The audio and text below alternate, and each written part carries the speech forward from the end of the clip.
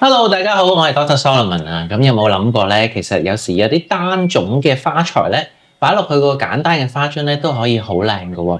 咁但係呢啲花咧，其實大家最需要注意嘅係乜嘢咧？就係一定要有空間。每一朵花同每一朵花之間咧，其實我哋咧都可以用一個螺旋嘅手法咧，令到佢咧每一朵花與每一朵花之間咧，都有一隻手咁大嘅距離嘅嗱，即係睇唔睇到我隻手咧可以插得落去嘅。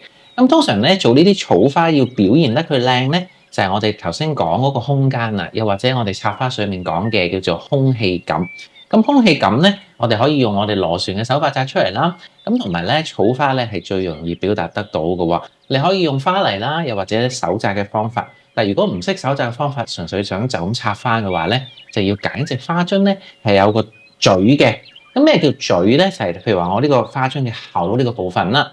咁咧個口咧係要窄啲嘅，咁所以咧你插嗰個花落去咧，就會咧啱啱喺個腰嗰度咧束住咗啦。咁佢咧就會啱啱好咧就有一陣散發出嚟咁樣嘅效果咯。所以就算你唔識紮花，純粹淨係得一個花樽嘅話咧，你如果揀啱個花樽，嗰個口係比較窄，跟住個肚比較闊嘅咧，都可以做到一個咁嘅效果嘅。咁至於你話呢個樽咧，就當然可以喺我哋嘅古董鋪 Vintage Shop 嗰度揾到啦。Wedgwood 咧係我最愛嘅花器，因為咧其實佢襯任何花咧都一樣咁靚，大家不妨可以試下。